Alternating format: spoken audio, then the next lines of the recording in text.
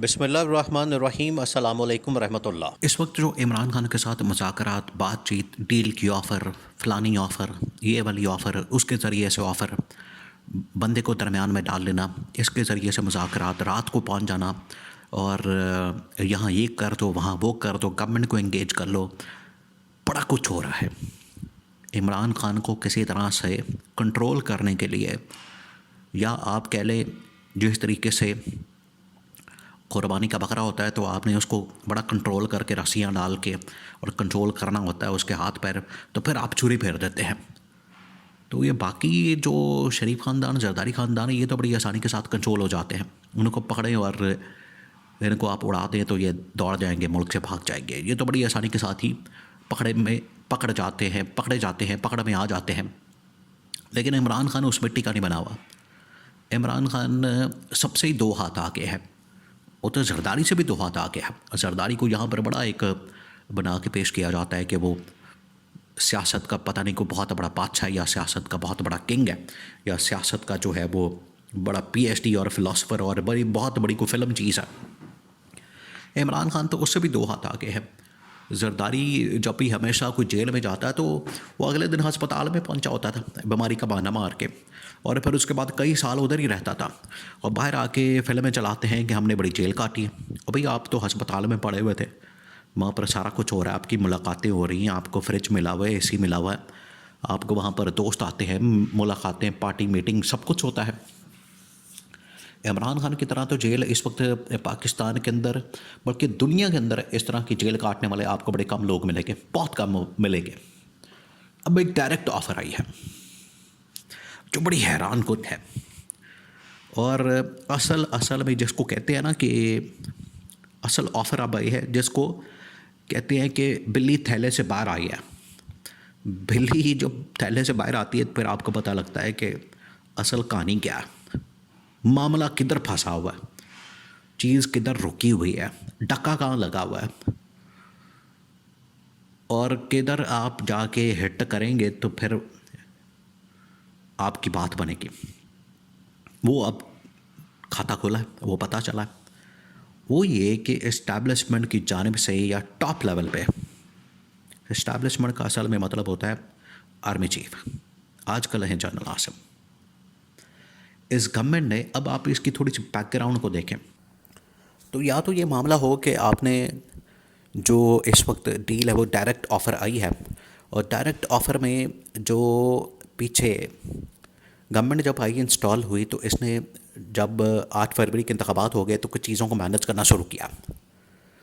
उसमें सबसे पहले जो पहली चीज़ मैनेज की गई वो ये थी कि आपने अदलिया को कंट्रोल करना। इन्होंने अदलिया को कंट्रोल कर लिया, और 26वीं आईनी तरमीम के ज़रिए से वो आपको पता है कि फिर कभी मैंडेट पूरा करने के लिए, इन्होंने बंदे पूरे करने के लिए पकड़ दकड़ करके, और इधर से पकड़ उधर से पकड़, बंदे इकट्ठे इकट्ठे करके इन्होंने 26वीं आईनी तरमीम करके सुप्रीम कोर्ट के ऊपर हमला करके उसको बिल्कुल अपने कंट्रोल में कर लिया। वहाँ से फिर एक और मामला शुरू होता है जो कि आर्मी चीफ़ की एक्सटेंशन का। अब आर्मी चीफ़ की एक्सटेंशन जब हो जाती है तो फिर वो मामलात और तरफ चल पड़ते हैं। अब ये जो एक्सटेंशन दी गई है इसके ऊपर गवर्नमेंट तो पूरी ऑन बोर्ड है, फुली ऑन बोर्ड है, लेकिन अपोजिशन में भी सबसे बड़ा जो लीडर है वो इमरान खान है। इमरान खान इस बात के ऊपर एग्री करेगा तब ये मामला आगे चलेगा एक्सटेंशन वाला। देखिए, जब इससे पहले जनरल बाजवा ने एक्सटेंशन ली थी, जनरल बाजवा ने पहली जो एक्सटेंशन ली थी वो तो इमरान खान, आप देखें कि इमरान खान के साथ साथ तमाम की तमाम अपोजिशन पार्टियों ने उस वक्त, शरीफ ख़ानदान ने भी, जरदारी ख़ानदान ने भी, और नून लीग ने भी, पीपल्स पार्टी ने भी इसके ऊपर वोट दिया। और उस वक्त हालांकि ये शरीफ ख़ानदान बड़ा बातें करता था, तनकीद करता था, साजिश के इल्ज़ामात लगाता था जनरल बाजवा के ऊपर, लेकिन जब एक्सटेंशन की बात आई तो सारे वोट देने के लिए तैयार हो गए।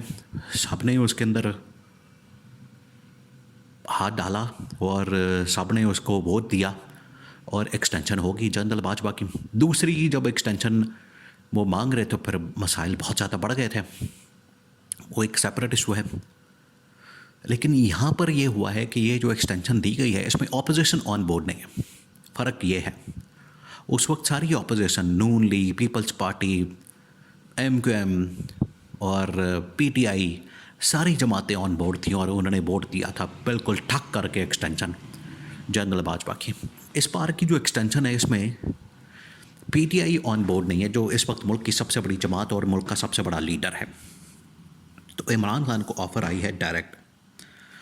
ऑफ़र ये है कि अगर इमरान खान इस एक्सटेंशन को कबूल कर ले, ये बड़ी अहम बात है, तो फिर हम आपस में मिल के चल सकते हैं, मामलात आगे बढ़ा सकते हैं। क्योंकि इमरान खान डटा हुआ है तो उसको अब मुख्तलिफ़ तरीक़ों से घेरा जा रहा है और इमरान खान का ये डट कर मुकाबला करना और किसी किस्म की ऑफ़र और पेशकश को कबूल ना करना, ये इमरान खान की सबसे बड़ी स्ट्रेंथ और ताकत है।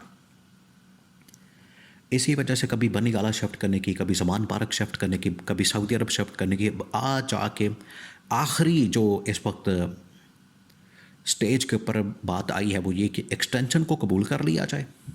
और एक्सटेंशन बिल्कुल उसी तरह से जिस तरह से जनरल बाजवा की एक्सटेंशन को तमाम पॉलिटिकल पार्टीज़ ने वोट दिया था, सपोर्ट किया था, बिल्कुल उसी तरीके से इमरान खान भी, ऑपोजिशन भी आज की वो मौजूदा आर्मी चीफ की एक्सटेंशन को कबूल कर ले, जो तकरीबन 5 साल की हो चुकी है। अब टेन्योर पहले 3 साल का था, उसमें 2 साल का इजाफा कर दिया गया, 5 साल हो गए। तो अगर इसको एक्सेप्ट कर लिया जाए, कबूल कर लिया जाए, तो फिर इमरान खान को खुली छूट होगी, कोई मसला नहीं होगा।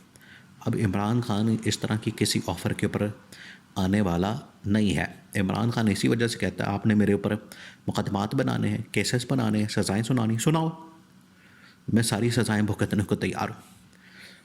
50 साल तो इमरान खान को सज़ा हो चुकी है, 50 साल तक की, किसी में 14, किसी में 15, किसी में 20, किसी में 10, किसी में 12। तो इससे ज़्यादा आगे की और क्या बात हो सकती है। आप 50 साल और कर दें, 100 हो जाएगी, तो उससे क्या फ़र्क पड़ जाएगा इमरान खान की ज़ात पर। इमरान खान इसी वजह से कह रहा है कि मैं अब कॉम्प्रोमाइज़ नहीं करना। अब इमरान खान क्योंकि कॉम्प्रोमाइज़ नहीं कर रहा, इसलिए वो गले की हड्डी बन गया। और यही वो बुनियादी फ़र्क है नवाज़ शरीफ और आसिफ ज़रदारी के दरमियान और इमरान खान के दरमियान, कि इमरान खान किसी भी बात के ऊपर, किसी भी चीज़ के ऊपर कॉम्प्रोमाइज़ करने के लिए तैयार नहीं है।